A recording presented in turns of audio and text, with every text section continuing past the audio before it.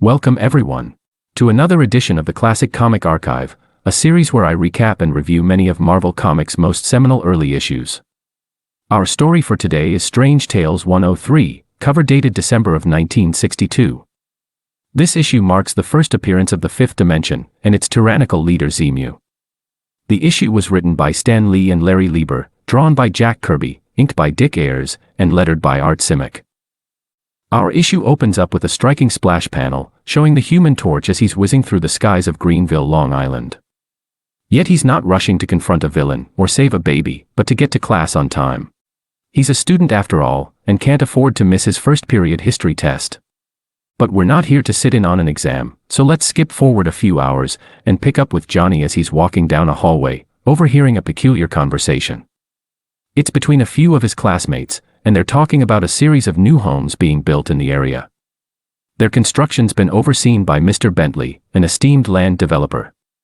But he chose to build the homes in a swamp, and perhaps with this shaky foundation, they've all sunk into the soil at night. While this explanation seems reasonable, Bentley and his builders are having a hard time believing it. They'd accounted for the poor soil, and had even filled the area with hard material just to be sure. Yet as bewildered as they might be, they don't for a moment entertain the outlandish theory of a local kook. He claims to have seen a group of swamp demons destroying the homes, in retaliation for all of the land that's been cleared to build them. Bentley obviously ignores these insane ramblings, and simply orders for the amount of hard material to be doubled. But perhaps the old kook was onto something, as later that night, two shadowy figures emerge from the swamp, and swear to continue their crusade against the builders. So the very next morning, Bentley arrives at the construction site only to find that another house has sunk into the ground. He's again bewildered, but still won't entertain the claims of the old kook. So as he checks over his plans once again, let's shift focus back to Johnny Storm. He's on a video call with Mr. Fantastic, and has asked him about the strange situation at the construction site. Based on his findings, Mr. Fantastic concludes that the homes have been sabotaged, as there's no natural reason for them to be sinking into the swamp. But he and the rest of the Fantastic Four don't have time to investigate what's going on, so if Johnny wants to get to the bottom of things, he'll have to go it alone. Thus we next see Johnny as he's made his way to the construction site, and is testing the strength of its soil against his flame. From what he can tell, the soil is as hard as any, and there's nothing hiding underground that could be pulling the houses down. So he returns to the surface empty-handed, and tells Bentley that he's as baffled as anyone else.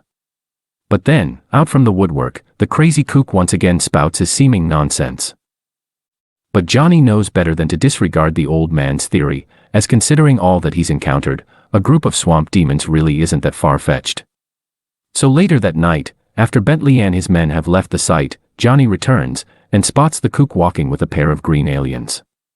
They're carrying with them some kind of ray gun, that they use to soften the ground beneath an unfinished home. Then, after it's sufficiently sunk, they reverse the ray and make the soil hard again.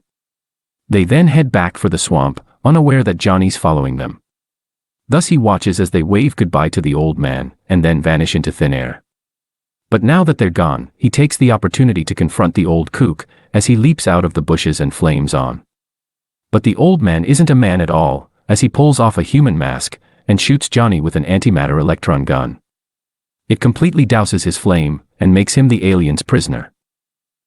So the alien forces him deep into the swamp, and to a precise location, where he and Johnny suddenly fade away from this plane of existence, and reappear in the Fifth Dimension, a sprawling city of strange technology. Its leader is the tyrannical Zemu, who reveals to Johnny that he's planning an invasion of Earth. Yet for some reason, the passageway between the two dimensions is in the Greenville swamp, and they've thus been sabotaging the development to prevent its accidental discovery. But none of that matters now, as Zemu orders the torch to be sealed in a tank of flame-retardant liquid, where he'll live as a trophy, and symbol of his unparalleled power. So to keep him from drowning, they outfit Johnny with a breathing mask, and to keep him from escaping, they chain him to the inside of the tank. A quiet few hours then pass, until a mysterious woman walks up to the soldier guarding the tank. Her name is Valeria, and she's known for her beauty and pride. She pretends to be romantically interested in the guard, but then whips out a hypnotizing ring, and forces him to free Johnny. Valeria, along with her father Phineas, then take him back to their home, and reveal that they're secret freedom fighters trying to topple Zemu. That's why they freed him, as he has the power to finally free them from Zemu's tyranny. Hearing their plight, Johnny agrees to become their champion. But as they're planning their next course of action, the now unhypnotized soldier tells Zemu of the Torch's escape. So the tyrannical despot orders his men to gather weaponry and defeat the hero. But the Torch is one step ahead of them, as he attacks Zemu's armory while a group of soldiers are testing a powerful freeze ray. He destroys the weapon, but seemingly flees underground when the soldiers call for reinforcements. Except he's not actually fleeing, as he then melts away the foundation of the armory and brings the entire building crashing down. But while he was away doing that, Zemu captured Phineas and Valeria. They've been pinned to a massive magnet and are trapped in the sights of a firing squad. The Torch rushes in to save them, but Zemu warns him that unless he extinguishes his flame immediately, he'll have his men fire at Phineas and Valeria. While a dire threat, the Torch completely ignores the warning and simply uses his powers to blanket the squad in a screen of smoke. Thus, as they're busy gasping for air, the Torch swoops in and melts away the magnet, freeing Phineas and Valeria. So Zemu gives up on the soldiers and wheels out a bunch of giant fireproof tanks. But the Torch makes quick work of them, as he flies in a flaming circle and generates a massive super tornado which easily shreds them apart. But even though he's destroyed Zemu's greatest weapon, the despot still has the support of thousands of loyal soldiers. Yet as true as this may be, for every soldier loyal to Zemu, there are countless citizens eager to topple him. So the Torch takes to the skies, and in big flaming letters, announces the start of a revolution. Inspired by this fiery display, the oppressed masses of the fifth dimension rise up and revolt against Zemu's forces. As for the tyrant himself, he's seen the writing on the wall, and is now fleeing like a coward. So the Torch does what he does best, as he traps the villain in a cage of flame, and then turns him over to the revolutionary forces. Thus he saved the day, and earned the admiration of Phineas, Valeria, and the entire fifth dimension.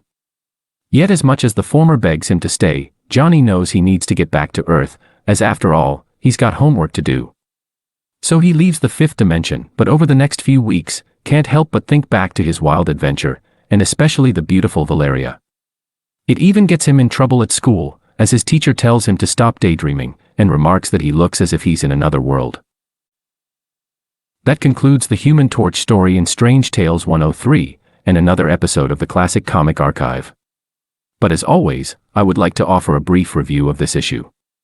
Overall, I thought that this was a fairly average and unremarkable story. While there was nothing particularly bad about it, it just wasn't that exciting of an issue. There's not much else to say, but I do wonder if this story served as the basis for Tales of Suspense 43. In that issue, Iron Man discovers a hidden world, fights the forces of an evil tyrant, including soldiers with ray guns and tanks, and then forces a regime change. To top it all off, consider that both issues were written by Stan Lee and drawn by Jack Kirby.